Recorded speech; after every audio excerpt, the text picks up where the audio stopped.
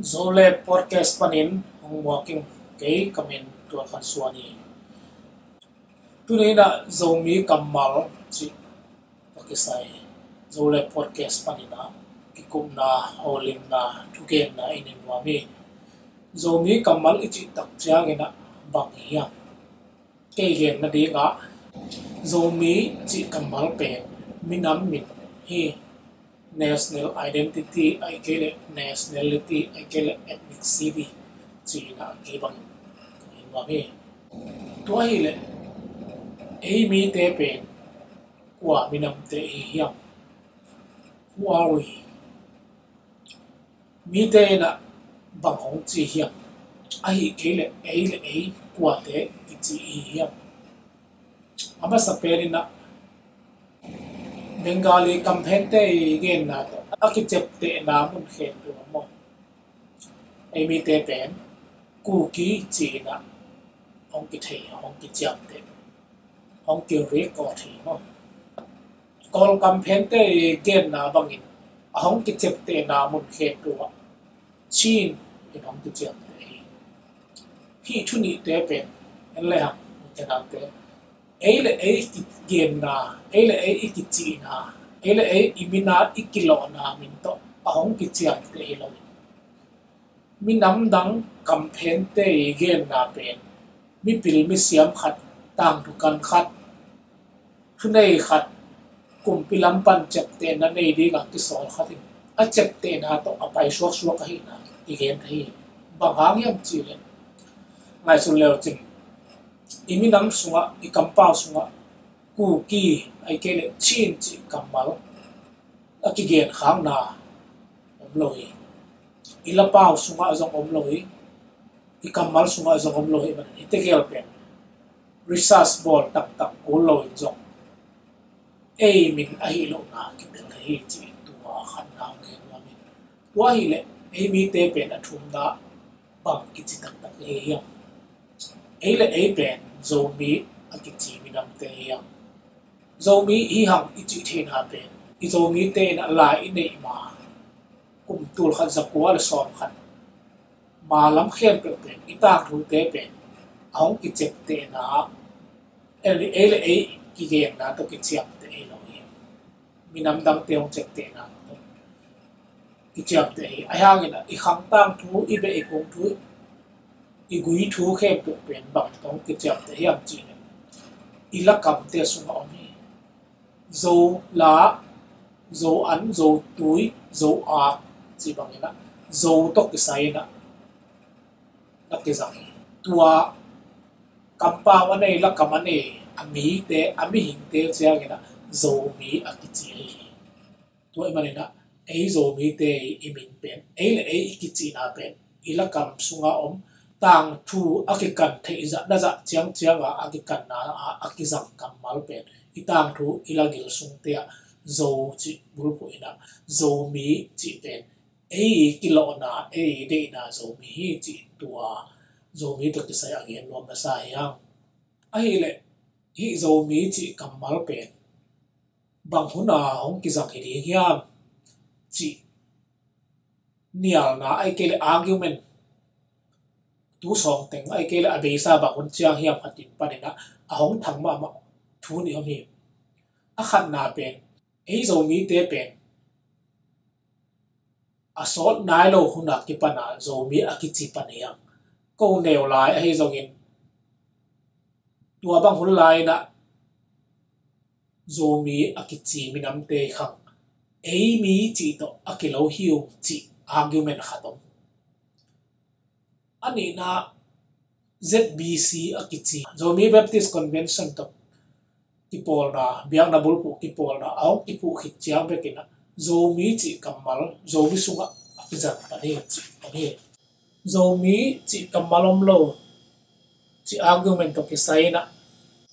akhan na argument na he Zomi te pen Zomi kichiloin Amy kichiyong chi to kisai argument pen ngay sur le hang logical hello ai kele strong lo hi chi zo mi chi pen propanong hi na ei mi chi pen common nong common nong ti chang na minam dang te zong na nei ei mi chi kamal lian pen minam dang te in zong amao pau sunga na nei hin di u hi amao pau tek to ei mi chi a khian na to akibang amao kamal na om ni ngi to chang na zo mi chi pen ei mi chi to a level kibang lo hi chi to khat ipok di hoi sai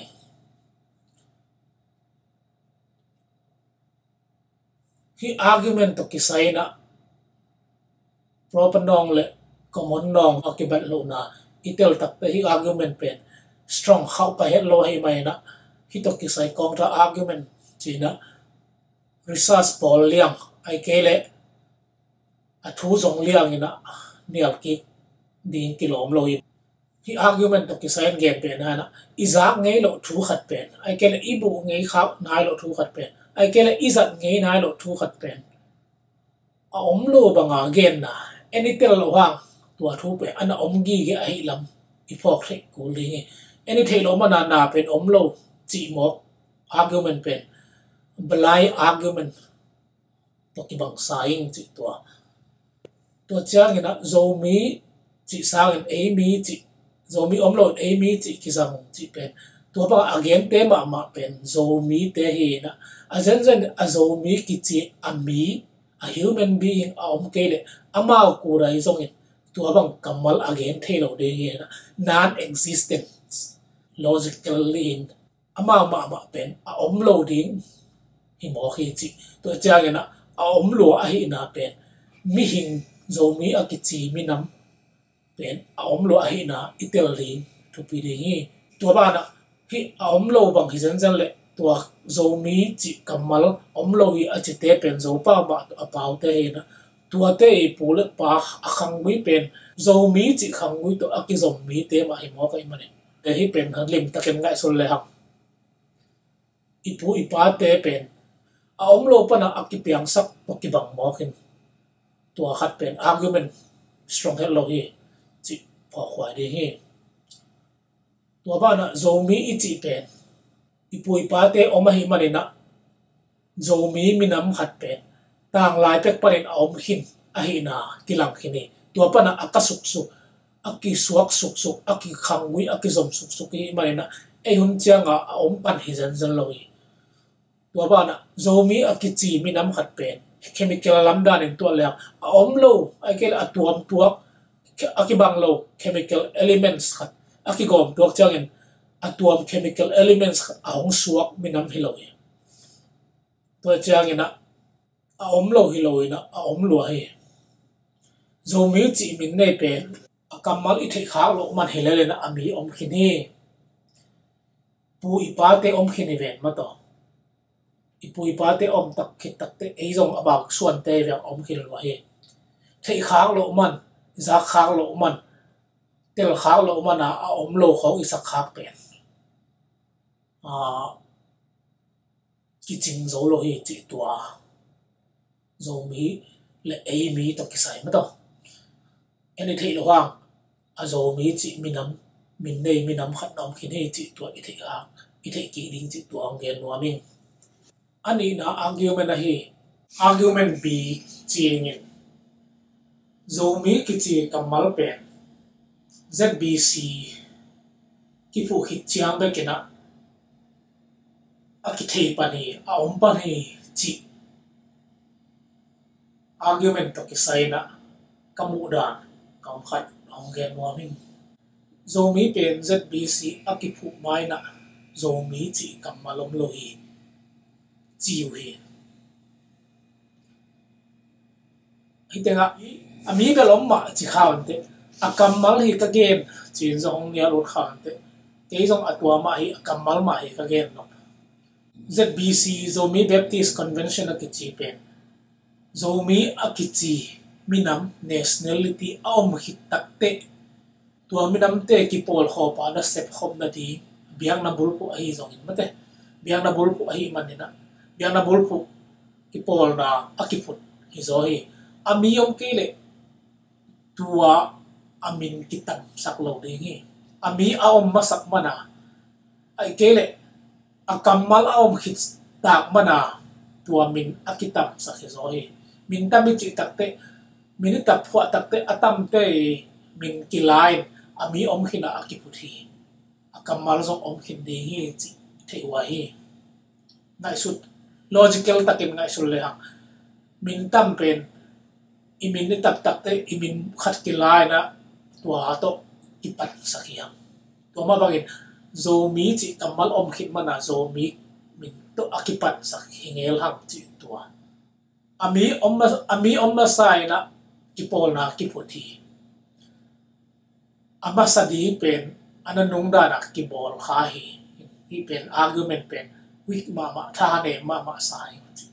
now min khong ipo takte zong anaw om khit takte amin tam ten aphuak amin nei hinin ama min bulpuak ki puak hi zo mi baptist convention zong akipua takte minam kipol na khat minam bulpu kipol na khat ahi manina amin aum sa kiputa hi manina zo mi chi kamal pen ZBC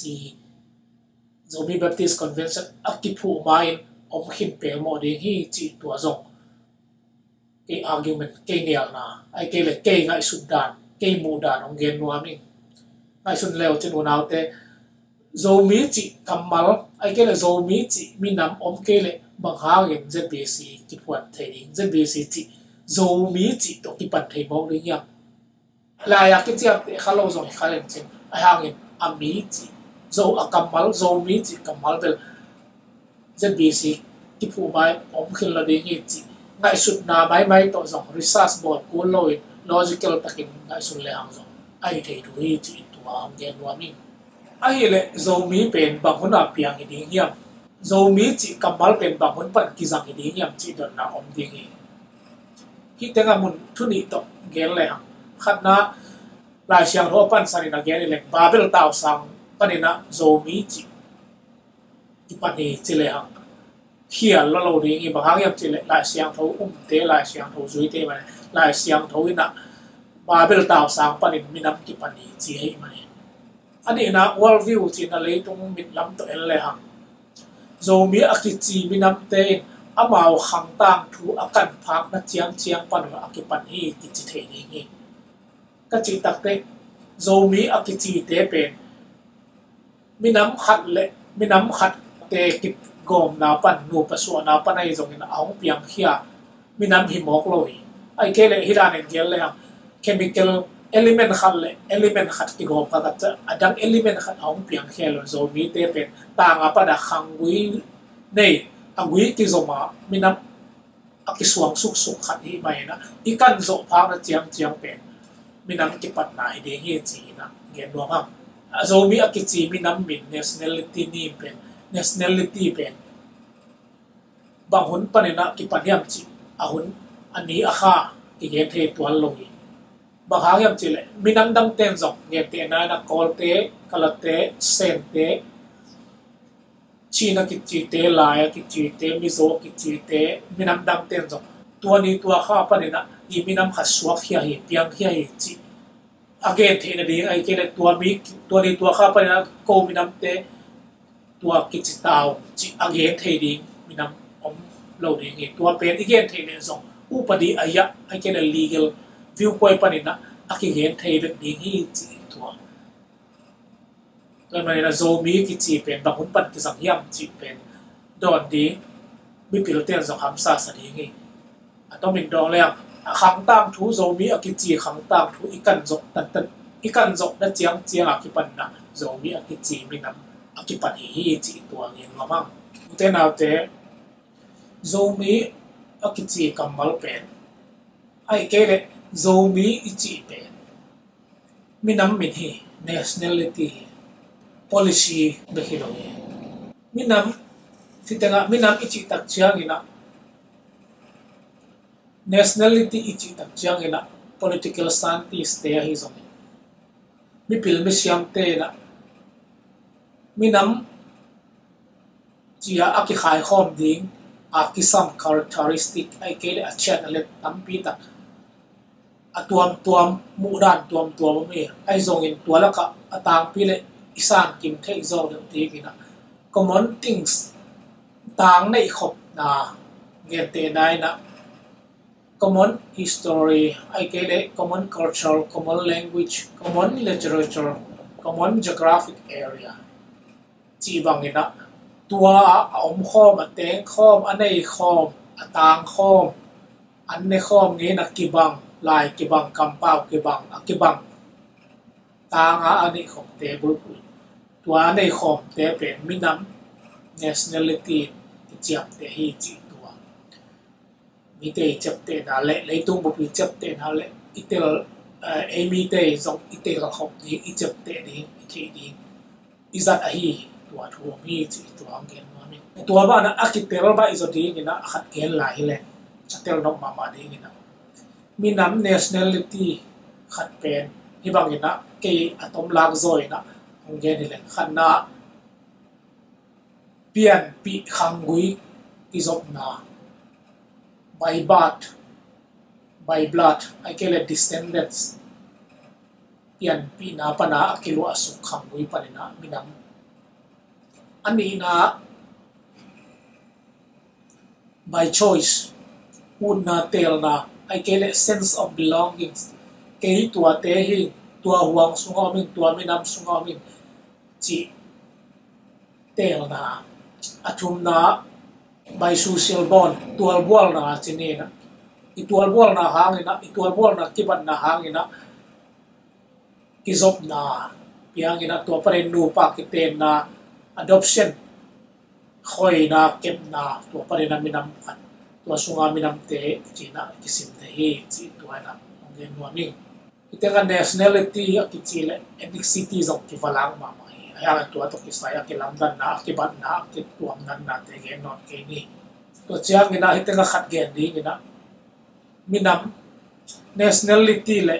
citizenship gam mi chi akilam dan na le akiban lom te una khat gen ni nationality ichi chiang ina minam bul kwa mimal tua minam sunga om mimal te akigen ni na citizenship ichi chana gam bul kwa tua gam sunga om mimal te akigen ni lam khat pan chile ha nationality ichi pen minam to kisai zo na citizenship ichi pen gam legality legal ti yau padi lam tok ki sai zo hi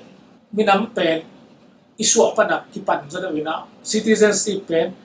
upadi aya ina akinga thei chu hi to chang ina minam ichi pen aki khek thei lo aki pai ki thei lo chu hi citizenship pen aki khek thei aki pai ki thei tua ki lam dang hi chi tuang ge no ni Kolgam passport, Myanmar passport, India passport, US passport, ina pen tua gam te gam misu na citizenship to kisai thukhun upadi ya inga thu he ahi zong ina tua gam te Kolgam India in call me India Hindu mi I can Hindustan mi kala ma nang kang te I can mi kang te akiswa khilo Myanmar passport India passport, US passport ito hangin amao mi kiswa lohi chitak chiang ina minam nationality iti pen then again sama mangina common things ina ikhop ang ina ikhop table work ina hina call te kalate mi kang te to ingay na la kibang te ilai la kibang te ipui pa la kibang te na to ikampaw la kibang loy man ni ikhop nei lohi man na minam khati lohi ayan gam mi khat na yom khop te to he na Kolgam passport ai kele Myanmar passport India passport USA passport le gam dang khat pe passport itoy hangina iminam min pen zo mi minam yang tua te I passport toy te gam citizenship gam mi I khani ai zo ina in nationality pe zo mi hi toy le itenga mi tampin idot te ilung hi mo so ilung sim aom giu giu te den khat pen pa hiam zo mi in bak chiang huam zo mi sunga kwa minam kwa tengom zo mi in kwa teng hiam again sama bangin zo mi akitsi pen national identity zo mi kamal pen nationality minam min hi chi hian hin ta hi tua bana nationality a ki chi minam khat hi na pen common things common an nei khop na tang an nei khop nge na ki ban na khang tang ru ki ban na khang tang ru ki ban na lai ki ban na kampau ki ban na ten na mun mole mual ki ban na chi bang tuam te ki ban na bul pu a ki lam hian min hi a tua pen minam ki chin ki chiam te i ki jong ngen ki ni tua he banin zomi in bang tan wa me ma chi le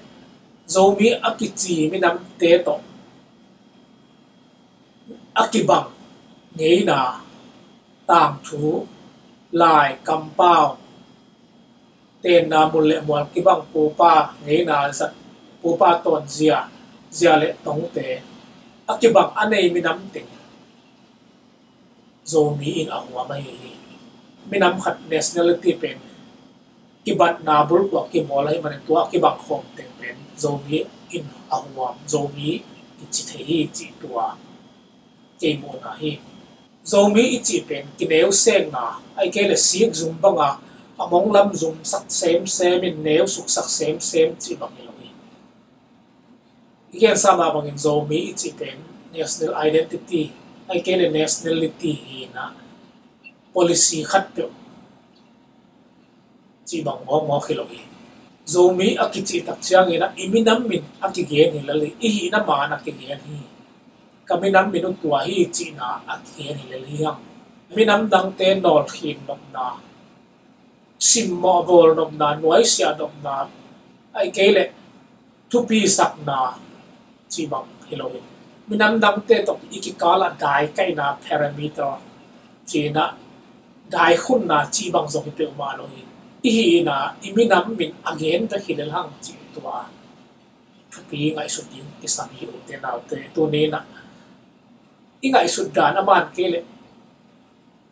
I mu dan man nge lo hi chi tua zong hong be lam nuam min zo mi ki chi na pen nam neo lung sim ne na kol pa ti le chi myang do lo mu ji wa da ne na hi pe ma lo nam pi lung sim ne na lu miu chi wa da ne na zo hi lo I hi na iminam hi na again hi zia wang tuai ban in nam dang te zong sim mo bol na ding thu pi sak na ding nuai sia na ding tung ek na ding chi bang hi lo hi to chang ina nam dang te na a zong zo mi a ki chi te pen lang pan bol na ding lang do na ding nong kai sak na ding do dal na ding tuam bol na ding chi hi lo hi chi nom na minam dang te mu na parin gel le zomi akichi te pen ama minam min again u hilali chi a san ding hilali chi gen te na la minam minam khat om ding b minam khat om ding in minam mina b minam akichi pen a khak tan sak dang thuam lo in azen tan in tua bang a khak tan sak pen ina b minam te human rights akichi fundamental human rights apian pi nun ta kham phat the na pen khak tan sakhi akilom lo gam tan na hi tua chang in zomi ki chi pen minam nationality again hi manina kineu sang na neu sem na lung sim neu nei na lung sim lian nei na pi sa ki pi mu na kile sang na minang sim mo na te chi bang hiloin nationality again hi ziaw hi hang chi tua ong gen no mi tua ba na lung sim pi ching nei ut na lung sim pi ching hi na ding ina iminam hi na zomi hi na fa khek ba phiat ku lo hi minam chi pen nationality chi pen common things akibang anei khom mi te kibat na anei khom mi te pen akigom khom hi manina achiang akibang te akigom khom akitang khom hi manina tua kibat na te to akibang te minam khatin minam khat to ikipol thina ding ina iminam hi na nationality va phiat ni ai ke le va neu se ding chi bang ngai sun na gel na kilom lo hi nei ding hi lo hi zong ku lo hi api ching lung sim ni ding in nationality phiat ding nol khian ding pai ding chi bang ku he lo hi chi na เรียนน้อยมีน้ำขัดอีมันนี่นะอีมีน้ำเหนะอีดินปีดิ้งเลยอีทุปีสักดิ้งเบคียมีน้ำดังเตสิมนะมีน้ำดังเตนไว้เสียนะปีมูนะเล็ดสักนะจีบางอิโลมีตัวบ้าบางอิลังขัดลังประเด็นเอลเลยมีน้ำดังเตนสองมีน้ำขัดอาดิ้งอากิจีมีน้ำดังขัดเตนว่าสิมโมดิ้งอามามีน้ำมีน้ำอากิโลเป็นมาดูดีมาดูดาวดิ้งฮิซันเจลลงอีจีตัวเต็งzomi to ke sai tu nen ge no mang zo le podcast nong et manen lung naming